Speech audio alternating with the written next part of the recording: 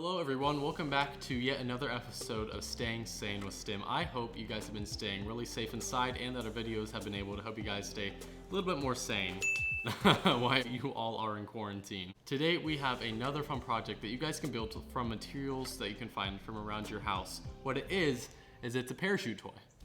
I would have one to show you guys, but the first one blew away. So we have to make another one. But that's okay, I'm gonna show you guys how to do it and let's get to the build. The supplies you need to construct it is a trash bag, string, an empty can, soda can, or this is a sparkling water can. Either one will work. You need a couple of coins, tape of some kind. I'll be using both duct tape and office tape, but either one should work for the entire thing. You need something to mark your trash bag. I'm using this purple Sharpie. You need something to cut your trash bag, and you need a straight edge or a ruler of some sort. Let's move all this to the side and let's get started.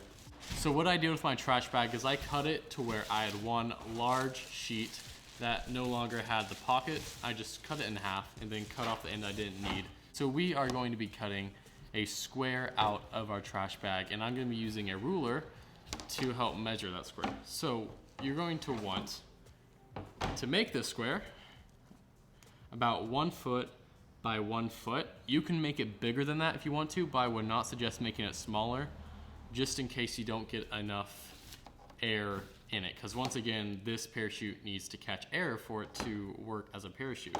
So let's continue to mark our corners. Try to make it as square as possible. In fact, I'm going to make myself a little straight line I can use to line up my corners on. Okay. Oh goodness, that's not right at all. Okay, yeah, this isn't working, is it? So let's try this again. So as you can see, I messed up the first time. See, we all mess up sometimes. So I'm going to try that again. Okay, this time I'm going to mark on the edge, just because it's going to be a little easier to keep a straight line if one side is perfectly on the edge. Okay. Boom. Boom. Okay, there, first mark's made.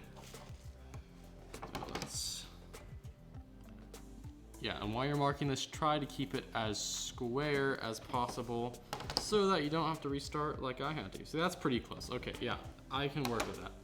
So now you see you have your corners marked out. So now what you can do is you can take your scissors, you can cut out your square from these corners. So what I do is I kind of get a cut started, and then I just slice through the plastic like this all the way to the other side, get a nice clean cut, and then I cut all the way through to the other side. So now you see I have a sheet of plastic that's roughly 1 foot by 1 foot. Of course, this isn't perfect and it doesn't really have to be perfect, but try to keep it square. It just makes things a little bit easier and makes things work a little bit better. What I'm doing is I'm using twine, and anything about this size of string should work, but try not to go too much bigger or smaller than this. So now you want to get a little bit over a foot of string. I'm gonna go for about 1.5 foot of string. That's about this long. I've just found that 1.5 foot of string works really well, so that's what I would suggest. But then again, these are very customizable, so you could go a little bit shorter if you want to experiment, or a little bit longer. But if you want to stay safe, then 1.5 foot works great, you know? So try to make sure it's about the same size. We can trim them a little bit later. I'm going to cut that. And we need one more. By the way, you need 4 of these. I don't know if I told you that, you need 4, because 1 on each corner. Okay. So now you have your 4.5 foot long pieces of string. This is fairly important, because this is what's going to be holding up your counterweight at the bottom. So now take your 4 pieces of string and line them up. Move this stuff out of the way. Line them up on each corner so that you can tape them in place. I'm using my good old office tape for this. So tape down about 1 inch of rope on each corner of this parachute. It's a little over an inch, but that's fine. Really whatever is long enough to kind of hold it in place, but just make sure however much string you tape down, it's the same, because we need to keep these pieces of twine as evenly long. Did I say that right? I don't know. We need to keep them as evenly long as we can, just so it works better. Just everything works better when you do it right. So as you can see, I was kind of adjusting the strings to get them a little bit more even in here. But once again, they don't have to be perfect. The great part about these projects is that they really have lots of room for error, because these are all about experimenting with STEM, and when you don't get it right the first time, you try it again and you learn from your mistakes. And as my wise band director once said, failing is learning. So if you fail, you learn from your mistakes and keep moving. And there, as you can kind of see it starting to take shape now. Looking a lot more parachute-like at this point. So it's time to make the weight. Okay, this part you're gonna need to be a little bit safer on. You might wanna get your parents kind of help you out with this, because aluminum cans can be a little bit sharp. But you just kind of want to work this tab off like that. Just be careful around the point where it broke off from the can, because sometimes there's a little bit of burr that's still left on it, and it's nothing too bad, but just make sure you don't cut yourself on it. So now that you have your tab broken off, get your 2 coins. I have 2 nickels here.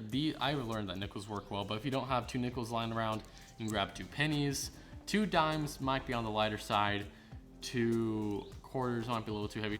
This is all up to you, however much weight you want to put on, but I would suggest 2 nickels.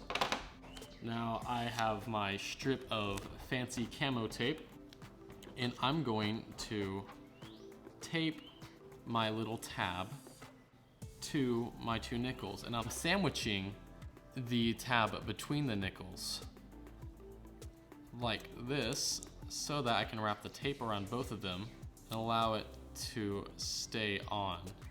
Now this tab is going to be shifting around a little bit. We're going to fix that in a second, but first we need to grab the parachute we've made.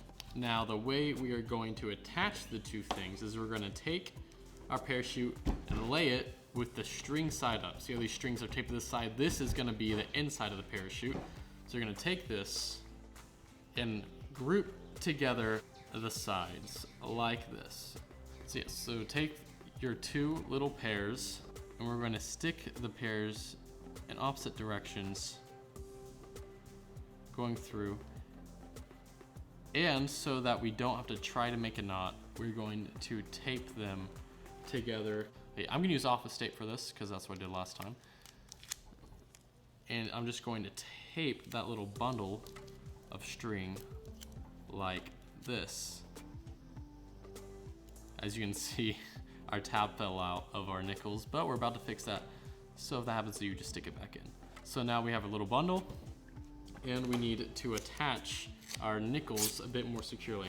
So I'm taking my fancy camo tape and wrapping it around a little bit more. Just wrap it around enough to where it's nice and stuck on there, or until if you just want to decorate it, feel free. This is your project.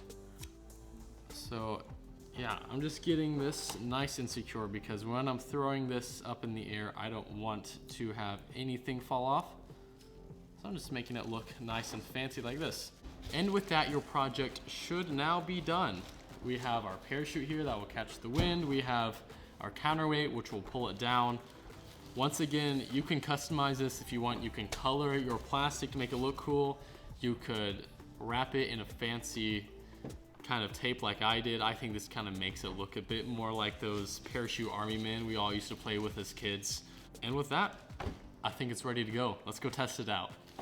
So I found that the best way to throw this is by kind of folding it in half like this, putting your counterweight near the top in the center, then folding it back over like this. This just allows you to be able to pinch it and throw it easier.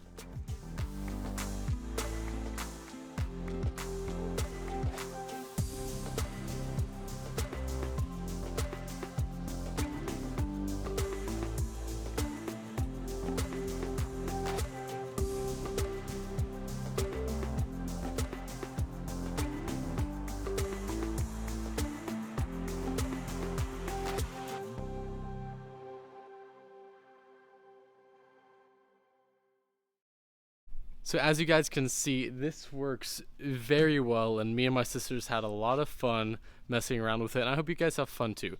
Now make sure, when you make these projects, tag them to our social media account. We want to see what y'all do with it, and we always get so happy when y'all do. So make sure you tag it to our social media accounts at Breakaway3937. We want to see your work, so make sure you show us. Okay, I hope you guys stay safe and stay sane with STEM.